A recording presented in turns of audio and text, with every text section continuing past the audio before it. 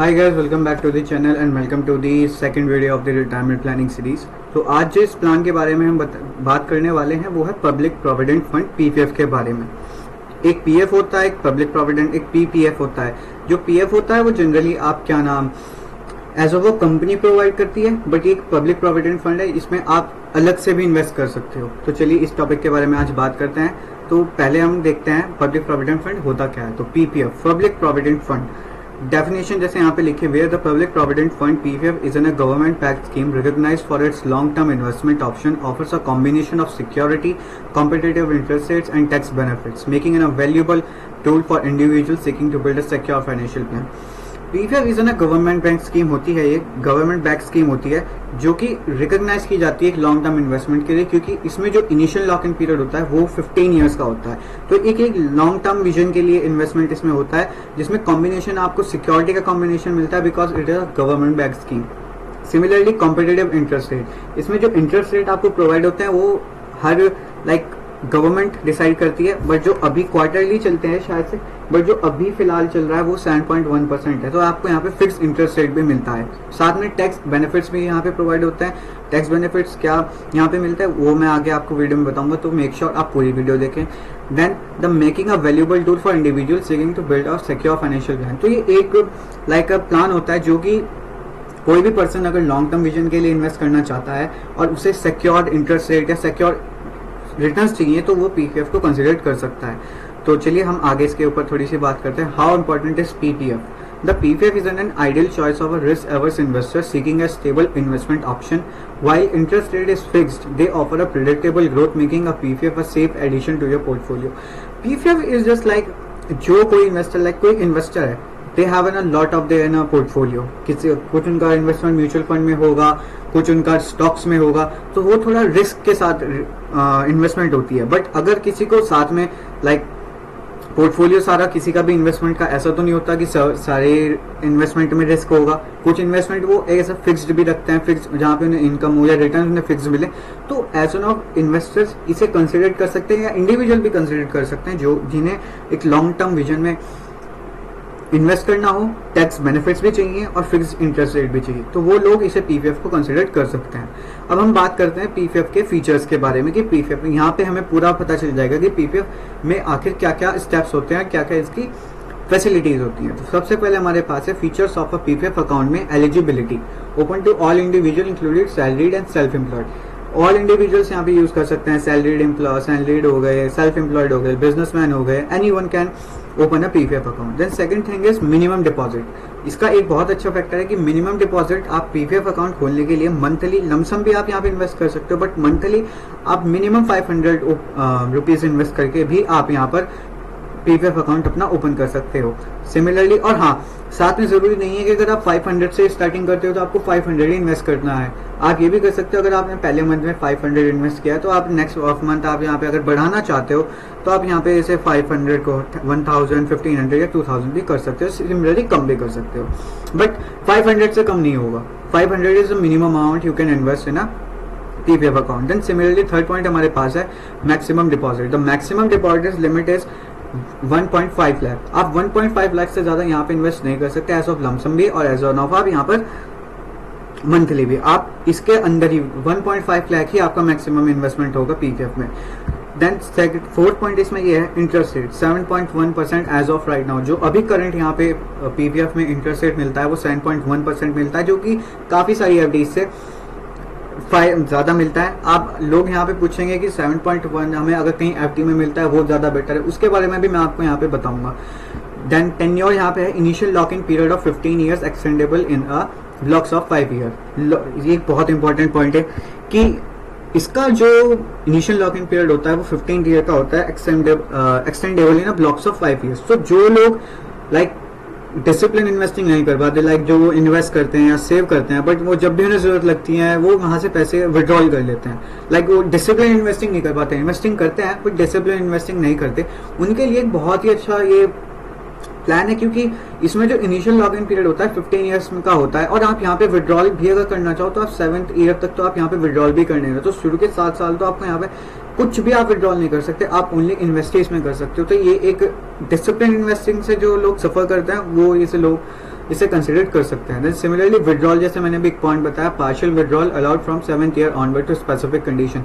Partial withdrawal जो allow होगा वो ऑनवर्ड 7th ईयर से होगा, वो भी स्पेसिफिक कंडीशन, लाइक आपको रियल एस्टेट में इन्वेस्ट करना है, आपको किसी की शादी करनी है अपने बच्चों की, या आपको कोई मेडिकल कंडीशन है, उसमें ही आपको स्पेसिफिक कंडीशन में विड्रॉल आप कर सकते हैं, वो भी partial withdrawal. Then 7th point is loans against PPF. Loan facility available from 3rd to 5th year, 6th year. Generally 5th year से आपको वहाँ पे लोन की फैसिलिटी मिलनी स्टार्ट हो जाएगी। अगर आपको पैसे की जरूरत है और आप अपने एज ऑफ 7th ईयर तक पार्शियल विड्रॉल भी नहीं कर सकते, तो आप यहाँ पे लोन अवेल करवा सकते हो against your PPF, but 25% of total available amount से ज्यादा आप यहाँ पे पीपीएफ में नहीं, मतलब विड्रॉल नहीं कर सकते। तो अगर आपके पीपीएफ की जो टोटल अमाउंट है वो 1 लाख रुपीज है, तो आप 25,000 से ज्यादा वहाँ पे लोन अवेल नहीं करवा सकते। Similarly accessibility in a PPF, nomination and transferability are available to account holders.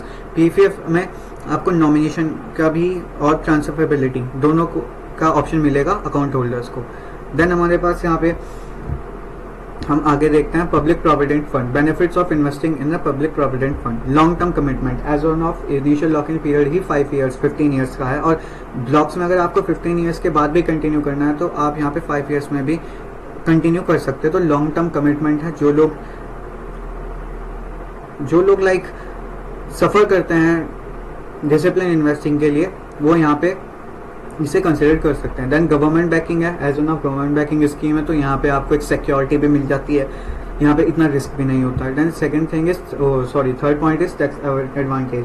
सबसे इंपॉर्टेंट पॉइंट इसका ये है कि ये टैक्स एग्जाम में आता है, ईई में, जिसका मतलब है अगर आप यहाँ पे जो डिपॉजिट करोगे आपको उसमें कोई टैक्स देने की जरूरत नहीं है। आप यहाँ पे अगर विड्रॉल करते हो अपने अकाउंट से तो वहाँ पे आपको कोई टैक्स देने की जरूरत नहीं है। और थर्ड पॉइंट, अगर आप यहाँ पे जो इंटरेस्ट कमाते हो आपको वहाँ पे भी कोई टैक्स देने की जरूरत नहीं है। तो टोटली टैक्स एग्जाम होता है। डिपॉजिट, विड्रॉल या इंटरेस्ट रेट अर्निंग पे भी आपको यहाँ पे कोई भी टैक्स नहीं देना पड़ता। Then fourth point is flexible contribution limit.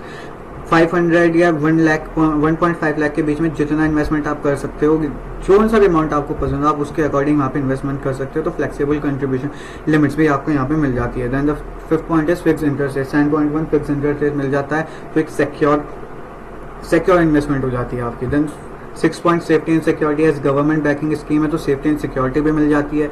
7 point है लोन फैसिलिटी।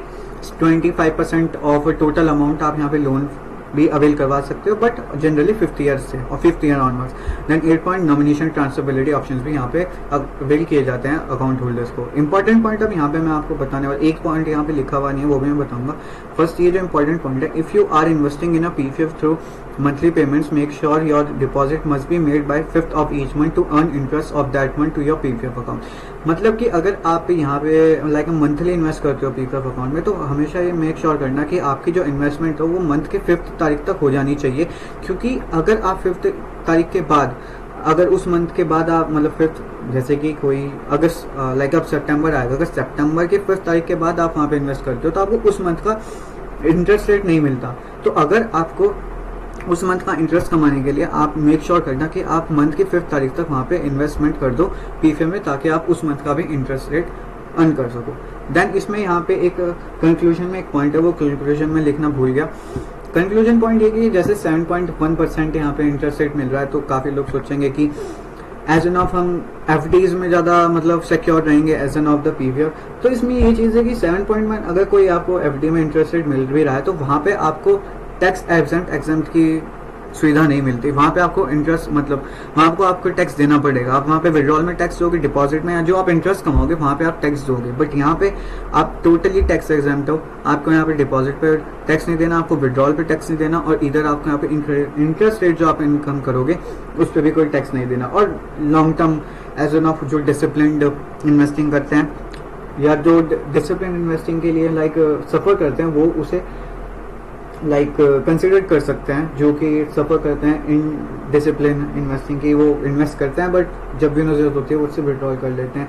तो जैसे कि इसमें इनिशियल लॉकिंग पीरियड ही 15 ईयर्स का है, तो वहाँ पे और 7th ईयर तक तो आप वहाँ पे विड्रॉल भी नहीं कर सकते। तो ये एक उन लोगों के लिए बहुत ही अच्छा ऑप्शन है जहाँ पे वो डिसिप्लिन इन्वेस्टिंग कर सकते हैं, क्योंकि वो 7 साल तक तो कोई पैसा निकाल ही नहीं सकते चाह कर भी। तो और यही चीज़ एक प्रॉन्स एंड कॉन्स में आ जाती है। अगर आपको पैसे की ज़रूरत होती है तो आप 7th ईयर से पहले आप यहाँ पे विड्रॉल नहीं कर सकते। और सिमिलरली अगर आप इसका कौन सी मतलब प्रॉन्स भी यही है कि डिसिप्लिन इन्वेस्टिंग हो जाती है, और कौन सी है कि अगर पैसों की ज़रूरत पड़ती है तो वहाँ पर आप विड्रॉल भी नहीं कर सकते 7th ईयर तक, बट लोन अवेल करवा सकते हो 25% तक.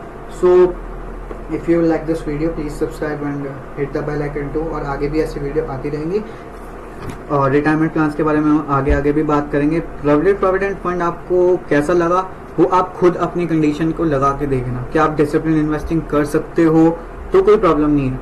और अगर आपको लाइक अ सिक्योर इन्वेस्टमेंट चाहिए, क्योंकि एफडीज में अगर आप 7.1% कमा रहे हो, ओके, आप वहाँ पे भी लॉन्ग टर्म इन्वेस्टमेंट करोगे 5-10 ईयर्स 15 ईयर्स, बेटर है. अगर आप यहाँ करो, यहाँ पे आपको टैक्स से भी एग्जेम्प्ट हो जाता है, तो ये एक चीज़ बेटर है. और यहाँ पे ना 7.1 जैसे % अभी चल रहा है इंटरेस्ट रेट, ये अपडेट भी होता रहता है. मे बी आगे बढ़ भी जाए, हो सकता है मे बी ये कम भी हो जाए. तो वो आपको कंसिडर करना है कि वो आपको कैसे प्लान करना है. मैंने आपको सारा बता दिया है कि पीपीएफ वर्क कैसे करता है. तो अगर आपको ये वीडियो अच्छी लगे please like and please subscribe the channel. Thank you so much for watching the video.